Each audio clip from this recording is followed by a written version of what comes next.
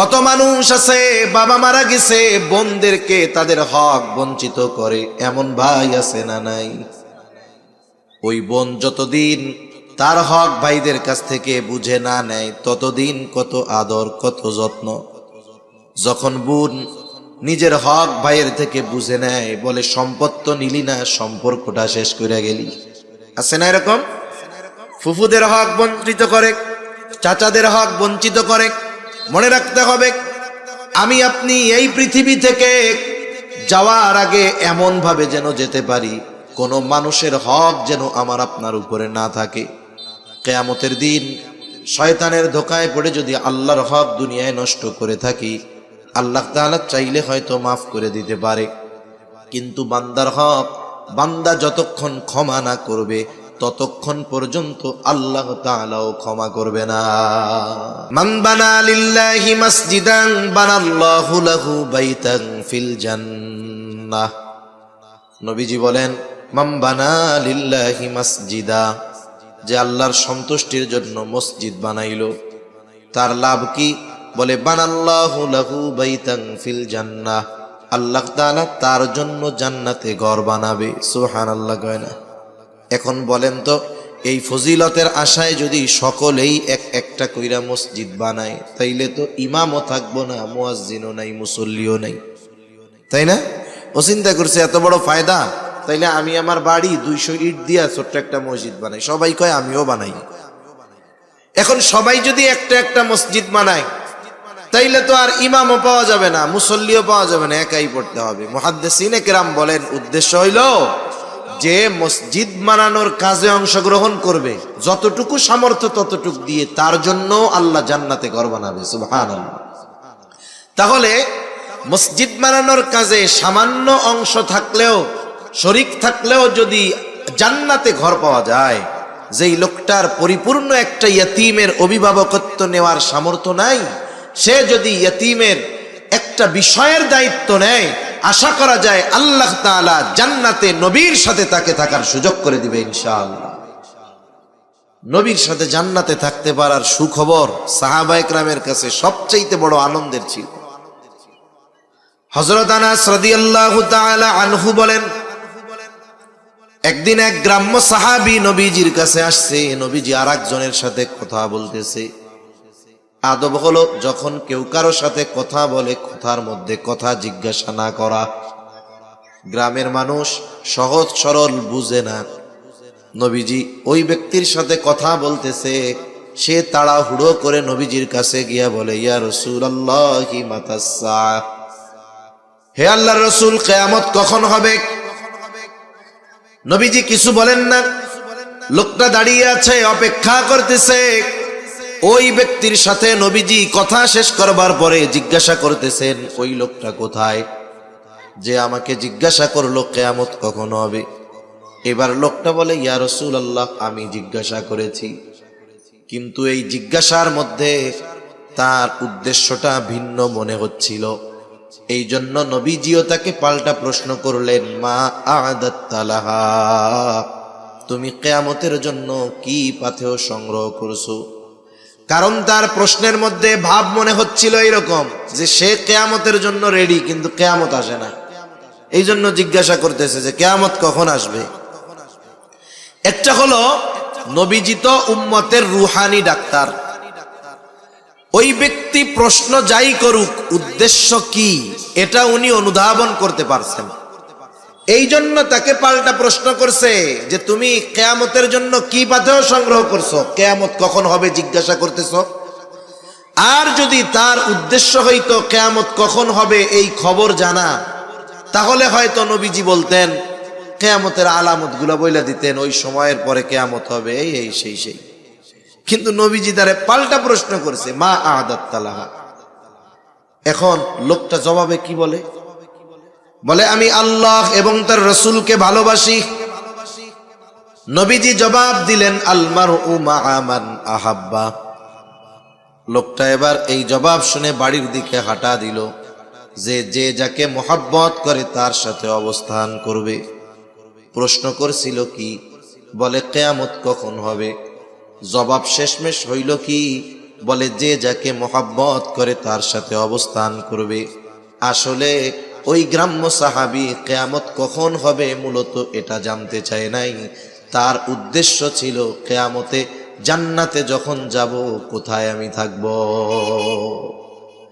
যদি সে তার মূল প্রশ্নের মানে যেটা উদ্দেশ্য জবাব না পাইতো, সে আরো প্রশ্ন করত। তার মানে বোঝা গেল তার জানা উদ্দেশ্য ছিল যে আমি তো আপনারে ভালোবাসি, মারা তো যাব, কিয়ামত তো হবে, তাহলে অবস্থা কি হবে। নবীজিও জানায় দিচ্ছেন যে যারে ভালোবাসে তার সাথে অবস্থান করবে। লোকটা বাড়ির দিকে হাঁটা দিছে, আর কিছু বলে না।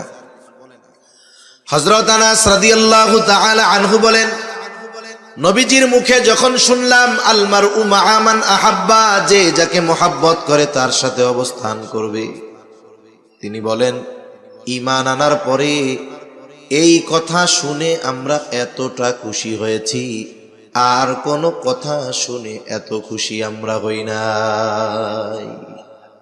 তাহলে নবীর সাথে জান্নাতে থাকার খবর শুনে সাহাবায়ে কেরাম ইসলাম গ্রহণের পরে এই খবরটাকে সবচাইতে আনন্দের খবর মনে করছেন। সেই সুযোগ আমাদের জন্য আছে না নাই? জোরে বলেন, আছে না নাই? এজন্য মাদ্রাসায় এতিম হোক, আমার আপনার পাড়া প্রতিবেশী হোক, আমি আপনি চেষ্টা করব কমপক্ষে তার নির্দিষ্ট একটা চাহিদা বা একটা প্রয়োজন পূরণ করে ওই বিষয়ের অভিভাবকত্ব গ্রহণ করার চেষ্টা করব। এতে আরো লাভ আছে, এতে আরো লাভ আছে। রাসূলুল্লাহ সাল্লাল্লাহু আলাইহি ওয়াসাল্লাম বলেন, আপনি একজন অভাবী, তার প্রয়োজন পূরণ করবেন। আল্লাহ রসুল বলেন আল্লাহ তাআলা তাইলে আমাদের দুনিয়া আখিরাতের প্রয়োজন মিটাইয়া দিবে। সুবহানাল্লাহ। তাহলে ইয়তীমের সাথে সদাচরণ, ভালো ব্যবহার, ইয়তীমের অভিভাবকত্ব গ্রহণ করা। আবার যদি কারো অধীনে কোনো ইয়তীম থাকে তার সাথে খারাপ আচরণ না করা। মনে করেন ভাই মারা গেছে, ভাতিজা আপনার অধীনে আছে, বোন মারা গেছে, ভাইগনা ভাইগনি আপনার অধীনে আছে। খবরদার, ঘরে যদি ইয়তীম থাকে সদাচরণ করা দরকার। কারণ নবীজি বলেন ওই ঘর কতই না উত্তম ঘর যেই ঘরে একজন ইয়তীম আছে আর তার সাথে সদাচরণ করা হয়। আর ওই ঘর কতই না নিকৃষ্ট ঘর যেই ঘরে একজন ইয়তীম আছে আর তার সাথে অসদাচরণ করা হয়, খারাপ ব্যবহার করা হয়। বুজুর্গানে দিন বলেন যেই ঘরে ইয়তীম আর তার সাথে ভালো ব্যবহার করা হয়, ওই ঘর আল্লাহ তাআলা রহমত বরকত দিয়ে ভরপুর করে দেয়। আবার যেই ঘরে ইয়তীম তার সাথে অসৎ আচরণ করা হয়, আল্লাহ তাআলা ওই ঘর থেকে রহমত বরকত উঠায় নিয়ে যায়। এই জন্য একটা ইয়তীম বাচ্চা সে যখন পিতা হারা মাতা হারা হয়ে যায়, সে অনেক ভালো খাবারের প্রত্যাশী হয় না, সে ভালো আচরণের প্রত্যাশী হয়। এই জন্য আব্দুল মুত্তালিব যখন দুনিয়া থেকে চলে যাবে, আব্দুল মুত্তালিব হলো আমার আপনার নবীর অভিভাবক, দাদা, বয়স নবীর 8-এর কোঠায়। আব্দুল মুত্তালিব জীবনের অন্তিম সময় সন্তানরা পাশে, আব্দুল মুত্তালিব আমার আপনার নবীর অভিভাবকত্ব আবু তালেবের উপরে চাপায়া দিলেন। কিন্তু ইতিহাস বলে ওই সময় আব্দুল মুত্তালিবের যত সন্তান ছিল সবাই নবীজিকে অনেক অনেক ভালোবাসত, কিন্তু সবার বেশি ভালোবাসার মধ্যে আবু তালেব বেশি ভালো নবীজিকে বাসত। কিন্তু আবু তালেব অন্যান্য ভাইদের তুলনায় সবচাইতে বেশি গরিব ছিল। আব্দুল মুত্তালিব ধনী সন্তানের কাছে আমার আপনার নবীকে রেখে যান নাই, বরং সবচাইতে গরিব তবে বেশি ভালোবাসে এই সন্তান আবু তালেবকে আমার আপনার নবীর দায়িত্ব তিনি বুঝায়া দিলেন। আব্দুল মুত্তালিব বুঝতে পারছে যে ভালো খাওয়া ভালো পড়া এর দ্বারা ইয়তীম খুশি হয় না, বরং ওরে আপনি পান্তা ভাত খাওয়ান, ভর্তা ডাইল খাওয়ান, কিন্তু ওরে একটু মাথায় হাত বুলায় দিবেন, একটু আদর করবেন, এতে ও বেশি খুশি হয়। ঠিক কিনা বলেন? এজন্য আব্দুল মুত্তালিবের অন্যান্য ধনী সন্তানদের কাছে আমার আপনার নবীকে আব্দুল মুত্তালিব দিয়া যায় নাই। বিষয়টা এমন না যে অন্যান্য চাচারা ভালোবাসতো না, তারাও সর্বোচ্চ ভালোবাসতো, কিন্তু সবার চাইতে বেশি আব্দুল মুত্তালিবের সন্তান আবু তালেব আমার আপনার নবীরে বেশি ভালোবাসতো, কিন্তু গরিব বেশি আবু তালেব। আর মরার সময় ওসিয়ত করছে আব্দুল মুত্তালিব তুমি এখন থেকে মুহাম্মাদের অভিভাবক। সুবহানাল্লাহ। এজন্য ঘরে যদি এতিম থাকে, আত্মীয় স্বজন হতে পারে, অনাত্মীয় হতে পারে, ইতিম যদি থাকে আমরা তাদের সাথে ভালো আচরণ করলে তাদের যত লাভ তার চাইতে আমাদের বেশি লাভ। ঠিক কিনা বলেন? আবার অনেক মানুষ আছে ইতিমের অভিভাবক। অভিভাবক বলতে শুধু যে তাকে খাওয়াবে পড়াবে এমনটা নয়, বরং সে বালেগ হওয়া পর্যন্ত তার সম্পদগুলাও রক্ষণাবেক্ষণের দায়িত্ব তার। ছোট মানুষ, কিছু চিনে না, বুঝে না, কিন্তু অনেক মানুষ আছে, অনেক চাচা আছে, আত্মীয় আছে, এই ইতিম বাচ্চা ছোট, এই সুযোগ গ্রহণ করে ইতিমের সম্পদ ভক্ষণ করে ফেলে। আছে না এরকম আল্লাহর ওলি? অনেক আছে। ভাই মরছে, বেজার হওয়ার চাইতে খুশি বেশি হয়েছে। চিন্তা করে একবারে সেনবাগ চৌরাস্তার মোড়ে আমার বাপের জমি যেটা 3 শতক 4 শতক, আমরা ভাই 2টা, ওই ভাই বাইসা থাকলে তো তোমাকে 2 ভাগ হইতো, 2 শতক কইরা হয়ে যাইতো, বাড়ি টাড়ি করা যাইতো না। এখন ভালোই হইছে, বাতিজারে বুস্টুস দিয়া অন্য জায়গা থেকে একটু জমি দিয়ে 4 শতকে সুন্দর করে 7 তলা ফাউন্ডেশন দিয়ে বাড়ি উঠাবো, 2 তলায় মার্কেট হবে, আর 5 তলা ভাড়া দিয়ে বসে বসে আমিও খাবো, আমার বাচ্চারাও খাবে। এরকম লোক আছে না নাই? ও চিন্তা করতেছে এই সম্পদ দ্বারা আমার অগ্রগতি, উন্নতি হবে। স্বাভাবিকভাবে অন্য মানুষের হক মেরে খাওয়া এটা জঘন্য পাপ, আল্লাহ তাআলা মানা করছে। আল্লাহ বলেন, ওয়ালা তাকুলু আমওয়ালাকুম বাইনাকুম বিল বাতিল, অন্যায়ভাবে তোমরা কারো সম্পদ ভক্ষণ করো না। অনেক সময় আমাদের অঞ্চলগুলোতেও হয়, অনেকে বিভিন্ন সিস্টেমে অন্যের জমির মধ্যে দখল দেয়। এই যে কাজগুলো করে এটা বড় অন্যায়। হাদিসের মধ্যে আসছে, নবীজি বলেন, দুনিয়াতে কেউ যদি অন্যায়ভাবে কারো 1 বিঘত জমিন অন্যায়ভাবে দখল দেয়, কিয়ামতের দিন আল্লাহ রাব্বুল আলামিন তার গলায় 7 তবক জমিন পেঁচায়া দিবে। এজন্য সাধারণভাবে কারো হক আমরা মাইরা খাবো না, সে যে হয় হোক। ইতিমের সম্পদের ব্যাপারে আল্লাহ তাআলা আরো হুঁশিয়ারি করেন। ইতিমের সম্পদকে আল্লাহ তাআলা আগুন বলে অভিহিত করেছেন। আল্লাহ তাআলা বলেন, ইন্নাল্লাযীনা ইয়াকুলুনা আমওয়ালাল ইয়াতামা যুলমান ইন্নামা ইয়াকুলুনা ফি বুতুনিহিম নারা। আল্লাহ রাব্বুল আলামিন বলেন, নিশ্চয়ই যারা অন্যায়ভাবে ইতিমের সম্পদ ভক্ষণ করে, ইন্নামা ইয়াকুলুনা ফি বুতুনিহিম নারা, তারা কেমন যেন আগুন দ্বারা তাদের পেট ভরপুর করে। বলেন তো, আগুনের স্থান জান্নাত নাকি জাহান্নাম? জোরে বলেন না, কোথায়? আল্লাহ তাআলাও বলেন, ওয়াসায়াসলাউনা সাঈরা, অচিরেই তার আবাসস্থল হবে জাহান্নাম। এজন্য ইতিমের সম্পদ যদি কারো কাছে থাকে, কেউ যদি ইতিমের অভিভাবক হয়, তার সম্পদ যদি তার কাছে থাকে, খবরদার এই সম্পদ ভক্ষণ করা যাবে না। তাহলে কি হবে? এই সম্পদ ভক্ষণ করার কারণে জাহান্নামে যাওয়া লাগবে। এ বিষয়ে আর লম্বা কথার প্রয়োজন নাই। মূল কথা হলো, আমার আপনার নবী ইতিম ছিলেন। আল্লাহ তাআলা নবীকে ইতিমদের সাথে সদাচরণের নির্দেশ দিয়েছেন। যদিও মনে হয় নবীজিকে দিয়েছে, কিন্তু উদ্দেশ্য কিয়ামত পর্যন্ত সব উম্মত, যে খবরদার, ফাআম্মাল ইয়াতীমা ফালা তাকহার, তোমরা ইতিমকে ধমক দিবা না, তার সাথে খারাপ আচরণ করবা না। কারণ ইতিমের সাথে ধমকের সুরে কথা বলা, এটা ছিল আবু জেহেলের খাসলাত। আবু জেহেল কি করত? আবু জেহেলের খাসলাত আসছে তাফসীরের মধ্যে, যে যখন কোনো সম্পদশালী ব্যক্তি একেবারে জীবনটা সংকটময় অবস্থায় পৌঁছায়া যাইত, এখন তার সম্পদ আছে, নাবালক বাচ্চা আছে, কিন্তু এগুলো দেখার মতো কোনো লোক তার নেই। এই ধরনের লোকের কাছে আবু জেহেল যাইতো, যে বলতো, ভাই রে, তুমি তো মনে হয় বেশি দিন আর বাঁচবা না, বাপ সব তো ভালো না, তুমি মরার পরে তোমার সম্পদের কি হবে, সন্তানের কি হবে, এগুলো তো মানুষে খাবে, তোমার সন্তান সম্পদ বঞ্চিত হবে। এক কাম করো, সবার সামনে তুমি মারা যাওয়ার পরে তোমার এই সন্তান সম্পদের অভিভাবক হিসাবে আমারে ঘোষণা করে দিয়ে যাও, ওসিয়ত করে দিয়ে যাও। লোকটা চিন্তা করে, কথা তো ঠিক, আবু জেহেল যদি আমার সম্পদ সন্তানের দায়িত্ব নেয়, তাইলে অন্যান্য যে শেষরা বাটপার মাটপার আছে ওরা তো দ্বারের কাছেও ঘেসবে না, ঠিক কিনা বলেন?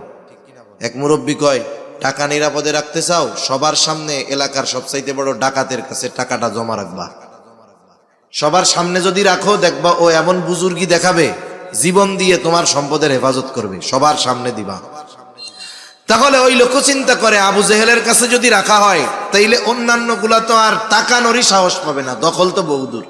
এবার সবার সামনে বলতে, আমি মারা যাওয়ার পর আমার সন্তান সম্পদের সব দায়িত্ব আবু জেহেলের। এবার লোক তো মরে গেছে, ছোট বাচ্চাটা, তার সম্পদ আবু জেহেলের কাছে, সে চাইলে ঠিক মতো দেয় তো না। আবার যখন বড় হয়ে গেছে, প্রাপ্তবয়স্ক, এবার বলে আমার সম্পদ আমারে বুঝাইয়া দেন। এইবার কি করত? সম্পদ বঞ্চিত করত, খারাপ আচরণ করত, কাছে গেলে ঘাট ধাক্কা দিয়া বাইর করে দিত। তার মানে এই যে ইয়তিমের সম্পদ ভক্ষণ করা, ইয়তিমের সাথে অসৎ আচরণ করা, এটা কোনো মুমিনের আলামত নয়, মুমিনের আচরণ নয়, এটা আবু জেহেলের আচরণ, ঠিক কিনা বলেন? এজন্য আমরা ইয়তিমদের সাথে ভালো ব্যবহার করব। আমরা অনেক সময় গরিব হইলে ইয়তিম মানুষ, পোলাপান বাপ মা বাইসা আছে, দুইজনে মিলা মেহনত করে মানুষ বানাইতে পারে না, দুষ্টু হয়ে যায়। আর ওর বাপও নাই মাও নাই, ও একটু চঞ্চল দুষ্টু হতে পারে। এই কারণে অনেক সময় আমরা তাদের জন্য কষ্টদায়ক শব্দ ব্যবহার করি। এ ধরনের কোনো কথা বলবো না যাতে একটা ইয়তিম কষ্ট পায়। তাহলে আল্লাহ তাআলা এক নাম্বার বললেন, তোমাদের রিজিক সংকীর্ণতার এক নাম্বার কারণ তোমরা ইয়তিমকে সম্মান করো না, তার মানে ইয়তিমের হক আদায় করো না। 2 নাম্বার আল্লাহ তাআলা বলেন, ওয়ালা তাহাদ্দুনা আলা তুআমিল মিসকিন। আল্লাহ তাআলা এখানে বলতেছেন যে তোমরা মিসকিনদেরকে খানা প্রদানে উৎসাহ দাও না। এখানে দ্বিতীয় বিষয় উল্লেখ করার দ্বারা প্রথম বিষয় এর মধ্যে এমনিতেই পাওয়া যায়। মূল কথা কি? যে তোমরা নিজেরা ইয়তিমদেরকে, মিসকিনদের খানা দাও না, অপরকেও খানা প্রদানে উৎসাহ দাও না। এখন বলেন, যে নিজে খাওয়ায় না সে কি আরেকজনকে বলবে যে তুমি খাওয়াও? বলবে না, স্বাভাবিক বিষয়। তার মানে সে অপরকেও নিরুৎসাহিত করে, নিজেও আবার উৎসাহী না, খানা খাওয়ায় না মিসকিনদের। অথচ খানা খাওয়ানো এটা ফজিলতের কাজ। রাসূলুল্লাহ সাল্লাল্লাহু আলাইহি ওয়াসাল্লামের কাছে একজন লোক আসছে, এসে জিজ্ঞাসা করে, আইয়ুল ইসলামি খাইর, ইসলামের মধ্যে সর্বোত্তম আমল কোনটা, কাজ কোনটা? নবীজি উম্মতের রূহানি ডাক্তার। একই প্রশ্নের জবাব ব্যক্তি ভেদে নবী ভিন্ন রকম দিতেন। এই ব্যক্তির এই প্রশ্নের জবাবে নবীজি বলেন, তুতঈমুত তাআম ওয়া তাকরাউস সালাম আলা মান আরাফতা ওয়া মান লাম তারিফ। নবীজি বলেন, তুমি মানুষকে খানা খাওয়াও আর পরিচিত অপরিচিত সবাইকে সালাম দাও। এখানে খানা খাওয়ানোর কথা নবীজি বলছেন, কোনো স্তর বিন্যাস করেন নাই, এমনটা নবী বলেন নাই গরিবরেই খাওয়াবা ধনীরে খাওয়াবা না। একজন গরিব অসহায় সেও যদি আল্লাহ তাআলার সন্তুষ্টির জন্য একজন কোটিপতিকে খানা খাওয়ায়, তাহলে এই খানা খাওয়ানোরও ফজিলত আছে। এখন বলেন, যার খাবার প্রয়োজন নাই, অভুক্ত নয়, তাকে যদি আল্লাহর জন্য খানা খাওয়ানো হয়, সেখানে যদি সওয়াব থাকে, তাহলে যে অভুক্ত, খাবার যার প্রয়োজন, তাকে খাওয়াইলে সওয়াব বেশি না কম? নিঃসন্দেহে বেশি। এর দ্বারা 2টা কাজ হয় সাধারণভাবে। 1 নাম্বার কাজ হলো খানা খাওয়ানোর সওয়াব হয়। 2 নাম্বার, এই যে তার খাবারটা প্রয়োজন ছিল, প্রয়োজন মেটানো হয়। আর নবীজি সাল্লাল্লাহু আলাইহি ওয়াসাল্লাম বলেন, এক মুসলমান যদি অপর মুসলমানের প্রয়োজন মিটিয়ে দেয়, যে অপর মুসলমানের প্রয়োজন মিটিয়ে দিবে, আল্লাহ রাব্বুল আলামিন দুনিয়া আখিরাতে তার প্রয়োজন মিটায় দেয়। এই যে শীতের আগমন, শীত তো মুমিনের জন্য ইবাদতের বসন্ত। কারণ এই সময় রাত লম্বা, পরিপূর্ণ ঘুম হয়ে যায়, রাত 3টায় 4টায় ঘুম পরিপূর্ণ হয়ে যায়। আবার ফজর শুরু হয় সেই 5টার সময়। ইচ্ছা করলে নামাজি এই সময় তাহাজ্জুদ বেশি পড়তে পারে, অন্যান্য আমল করতে পারে। শীতের সময় দিন ছোট হওয়ায় রোজা রাখতে পারে। আবার এই শীতের আগমন যখন ঘটে, অনেকের আবার কষ্টের কারণ যদি তার শীত বস্ত্র না থাকে। আমরা আমাদের আশেপাশে খুঁজে খুঁজে দেখব কাদের শীত বস্ত্র নাই। আমরা তাদেরকে একটা জ্যাকেট কিনে দিলাম, একটা কম্বল কিনে দিলাম, 500-700 টাকায় ভালো মানের, মোটামুটি গরম লাগে, শীত নিবারণ হয় এরকম কম্বল পাওয়া যায়। কিনে দিলে দেখা গেল 2-3 জন পরিবারের মানুষ উপকার হলো। খাওয়ালে যেমন লাভ, বস্ত্র কিনে দিলেও লাভ। হাদিসের মধ্যে আসছে, নবীজি বলেন, কেউ যদি বস্ত্রহীন কোনো মুমিনকে বস্ত্র কিনে দেয়, তাহলে সে ওই যে বস্ত্র পরিধান করাইলো বস্ত্রহীনকে, কি হবে বলে, কিয়ামতের দিন আল্লাহ তাআলা তাকে জান্নাতের সবুজ পোশাক পরিধান করাইয়া দিবে। তাহলে আমরা বস্ত্রহীন যারা তাদের বস্ত্র দিব, অন্নহীন যারা মিসকিন তাদেরকে আমরা খানা খাওয়াবো। খানা খাওয়ালে লাভ। কেন বলে, একে তার প্রয়োজন মেটানো হবে, দ্বিতীয়ত খানা খাওয়াইলেই তো লাভ আছে। আবার যদি এই মিসকিন অভুক্ত আমার আপনার প্রতিবেশী হয়, তাহলে খানা খাওয়ানোটা ঈমানের সাথে সম্পৃক্ত বিষয়। কারণ নবীজি সাল্লাল্লাহু আলাইহি ওয়াসাল্লাম বলেন, ওই ব্যক্তি মুমিন নয় যে নিজে পেট পুরে খায়, তার প্রতিবেশী অভুক্ত থাকে। এজন্য আমি আপনি ভালো মন্দ খাই, কিন্তু আমার আপনার প্রতিবেশীর দিকে খেয়াল করা দরকার। হাদিসের মধ্যে আসছে, নবীজি বলেন, তোমরা তোমাদের তরকারির মধ্যে ঝোলের পরিমাণ বাড়িয়ে দাও। কেন বলে, যাতে তোমরা তোমাদের প্রতিবেশীর খোঁজ খবর নিতে পারো। এই হৃদ্রতা, ভালোবাসা আমাদের মধ্যে দরকার। এজন্য আমরা খেয়াল করব যে আমার আপনার প্রতিবেশী যদি মিসকিন থাকে, অসহায় থাকে, অভুক্ত থাকে, তাহলে আমরা তাদেরকে খানা দিয়ে সহযোগিতা করব। বস্ত্রহীন থাকলে তাদের জন্য বস্ত্রের ব্যবস্থা করে দিব, কাপড়ের ব্যবস্থা করে দিব। এখন বলেন, এখন যদি আমরা খানা খাওয়াই লাভ, তবে খানাটা খাওয়াইতে হবে দুনিয়ার স্বার্থে না। কার স্বার্থে? আল্লাহর স্বার্থে, আল্লাহর জন্য। অনেক সময় অনেকে প্রতিবেশী মিসকিন অসহায়দেরকে দেখে, খাবার দেয়, পোশাক দেয়। এখন একটা কাজ করার কথা বলছে যে আমার এই কাজটা কইরা দে। ও এখন বললো আমি পারবো না, ব্যস্ত আছি। কত খাওয়াইছি তো গো, তোর গার জামাটাও তো আমাগো, এখন একটা কাম কইছি তুই কইরা দিলি না। এই যে খোটা দিল কি দিল না, কি কামটা করলো? খাওয়াইয়া যাওয়ার অর্জন করছিল, সব শেষ, সব শেষ। এজন্য আমরা খানা খাওয়াবো আল্লাহ তাআলার জন্য। কার জন্য? জোরে বলেন। আল্লাহর জন্য খানা খাওয়ালে লাভ, আখিরাতের লাভ, দুনিয়ার লাভ। এই যে আত্মীয় স্বজন অনেক সময় দাওয়াত দিয়া, বিয়া বাড়িতে আপনার ছেলের অলিমা করতেছেন, দাওয়াত দিয়া খাওয়ান, ফজিলত আছে না নাই? ফজিলত আছে। আবার অনেক জায়গায় খাওয়াইয়া টেবিল পাইতে টাকা নেয়, ফজিলত আছে না নাই? এই কাম আসেনি আপনাকে ওইদিকে? ফজিলত আছে না নাই? কেন নাই? কিছু কয় না, টাকা তো আছে, আছে আছে, নগদ নগদ টিয়া কেন? হায় হায়। আমরা খানা খাওয়াবো কার জন্য?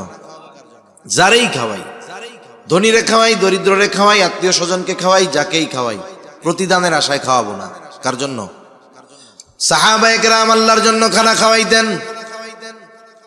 আল্লাহ তাআলা কোরআনুল কারীমের মধ্যে জানায় দেন তারা কি জন্য খানা খাওয়ায়। বলে, ইন্নামা নুতঈমুকুম লিওয়াজহিল্লাহি লা নুরিদু মিনকুম জাযাআও ওয়ালা শুকুরা। তারা কি বলে? বলে, ইন্নামা নুতঈমুকুম লিওয়াজহিল্লাহ, তোমাদের আমরা খানা খাওয়াইছি আল্লাহর জন্য। যেহেতু আল্লাহ তাআলার জন্য খানা খাওয়াইছি, লা নুরিদু মিনকুম জাযাআ, তোমাদের কাছে আমরা কোনো প্রতিদান চাই না, টাকা পয়সা চাই না, কিছুই চাই না। ওয়ালা শুকুরা, প্রতিদান বহুদূর। এই খানা খেয়ে তোমরা আমাদেরকে ধন্যবাদ দাও, আমাদের কৃতজ্ঞতা প্রকাশ করো, এটাও চাই না। কারণ খানা খাওয়াইছি আল্লাহ তাআলার জন্য, প্রতিদান তিনি আমাদেরকে দিবে। অনেক সময় মানুষ আছে না যে উপকার করছে, উপকার করে পরে আবার বলে, দেখ লোকটা রে, এত উপকার করলাম, ধন্যবাদও দিল না।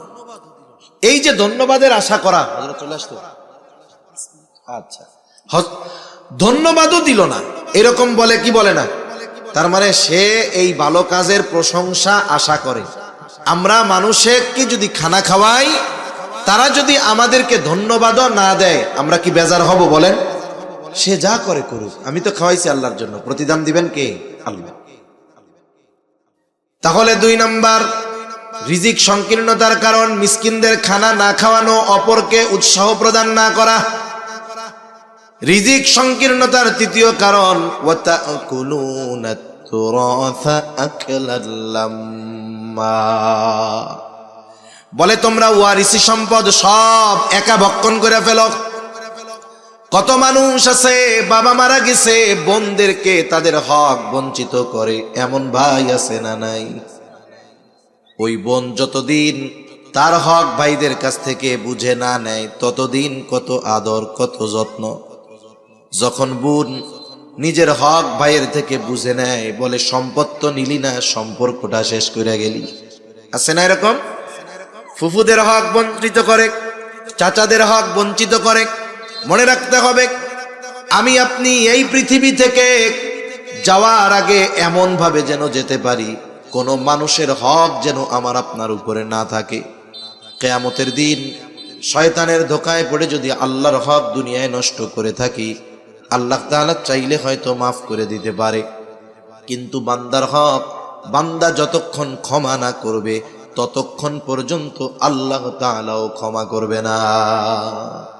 এজন্য নবীও দুনিয়া থেকে চলে যাওয়ার আগে, কয়েকদিন আগে সব সাহাবা একরামকে একত্রিত করছেন এবং বলছেন, তোমরা যদি কেউ কোনো কিছু আমার কাছে পাও না থাকো, চেয়ে নাও, কারণ আমি চাই না আমার কাছে কেউ কিছু পাও না থাকবে আর এই অবস্থায় আমি আল্লাহর সামনে দাঁড়াবো। এজন্য আমাদের নিয়ত থাকবে, চিন্তা থাকবে এরকম যে দুনিয়ায় একটু কম খাই, দুনিয়ায় একটু লস হোক, কিন্তু আখেরাতে যেন লস না হয়। ঠিক কিনা বলেন? একজন পায়, তারে দুনিয়ায় একটু বেশি দিয়ে দিলাম, আমি একটু দুনিয়ায় কম পাইলাম, কিন্তু আখেরাতে অন্যটা খাইয়া দুনিয়ায় একটু, আখেরাতে যেন আমার সবকিছু হারাতে না হয়। এ চিন্তা যদি আমাদের থাকে, তাহলে দেখবেন ত্যাগের চিন্তা ভাবনা থাকবে, একটু বেশি দিলেও গায়ে লাগবে না। কিন্তু এখন কি হয়, আমরা দেখি গ্রাম অঞ্চলে বিশেষ করে প্রতিবেশীর সাথে প্রতিবেশীর সামান্য 2 ইঞ্চি 3 ইঞ্চি জায়গা নিয়ে ঠেলা ঠেলি, মারামারি, ও কয় আমার, ও কয় আমার, গেঞ্জাম, মামলা হামলা, আছে না নাই? আপনি 2 আঙ্গুল ছেড়া দেন না, দুনিয়ায় ছাড়লেন 2 আঙ্গুল, আশা করা যায় আল্লাহ তাআলা এই ছাড় দেওয়ার কারণে কিয়ামতে বড় বড় বিষয় থেকে আমাকে আপনাকে ছাড় দিবে। ঠিক কিনা বলেন? এজন্য বিশেষ করে ওয়ারিসি সম্পদ প্রকৃত হকদারদেরকে ফিরিয়ে দিব, দিয়ে দিব, ভক্ষণ করব না। ওয়াতুহিব্বুনাল মালা হুব্বান জাম্মা, 4 নম্বর কারণ আল্লাহ তাআলা বলেন পরিপূর্ণ অতিরিক্ত মালের মহব্বত, দুনিয়ার মহব্বত। নবীজিও বলেন হুব্বুদ দুনিয়া রাসু কুল্লি খাতিআহ, দুনিয়ার মহব্বত সকল গুনাহের মূল। বাস্তবতাও হলো এইটা, আপনি যত পাপ আছে, যত গুনাহ আছে, আমি আপনি যদি একটু চিন্তা করি, সব কিছুর পেছনে দেখা যাবে দুনিয়ার মহব্বত। সুদ খায়, ঘুষ খায়, আখেরাতের জন্য না দুনিয়ার জন্য? ক্ষমতার লাইগা মারামারি করে, আখেরাতের জন্য না দুনিয়ার জন্য? চুরি বাটপারি সিটিংবাজি যত অন্যায় আছে, পাপ আছে, সব দুনিয়ার জন্য করে। এজন্য যখনই দুনিয়ার মহব্বত, মালের মহব্বত অন্তরে পরিপূর্ণ বিস্তার লাভ করে, তখন ওই লোক সব ধরনের কাজ করতে পারে, ইয়াতিমদের সাথেও খারাপ আচরণ করতে পারে, ইয়াতিমের সম্পদও খেয়ে ফেলতে পারে, কিপটা হইতে হইতে মিসকিনদেরকে খানা নাও দিতে পারে, সাথে সাথে নিজের আত্মীয় স্বজন, বোন, চাচা, ভাই, তাদের সম্পদও সে ভক্ষণ করে ফেলতে পারে। কেন? বলে তার মধ্যে পরিপূর্ণ মালের মহব্বত বিস্তার লাভ করে ফেলেছে। দুনিয়ায় চলতে মাল দরকার, নৌকা চলতে পানি দরকার, দুনিয়ায় চলতে মাল দরকার। কিন্তু মালদার হন দিনদার মালদার, দিনদার মালদার, দিনকে ঠিক রেখে সম্পদের পাহাড় হয়ে যাক বৈধ পথে, এই সম্পদগুলো ভালো কাজে ব্যয় হোক, কোনো অসুবিধা নেই। কিন্তু মাল উপার্জন করতে গিয়ে যদি দিন বরবাদ করে দেওয়া হয়, তাহলে ওই যে নৌকা চলার জন্য পানি দরকার, ওই পানি যদি নৌকার মধ্যে ঢুকে, নৌকার অবস্থা কি হবে? নৌকা শেষ। মালের মোহাব্বত যদি ঢুকে যায়, মাল অর্জন করতে গিয়ে যদি দিন ছেড়ে দেওয়া হয়, তাহলে দুনিয়া আখিরাত বরবাদ হয়ে যাবে। তা সম্মানিত উপস্থিতি, যে কথাটা মূলত বলতে চাইলাম, আমরা সকলে চাই যে আমরা এই দুনিয়ায় যেন রিজিকের সংকীর্ণতার মুখোমুখি না হই। আর বরকত এটা পরিমাণের সাথে নির্ধারিত নয়, এটা অন্য জিনিস। অল্প জিনিসের মধ্যে আল্লাহ বরকত দিতে পারে, আবার অনেক জিনিসকে আল্লাহ তাআলা বরকতহীন করতে পারে। এখন আমরা যদি বরকতময় প্রশস্ত রিজিক চাই, তাহলে আমরা ইয়েতিমদের সাথে সদাচরণ করব।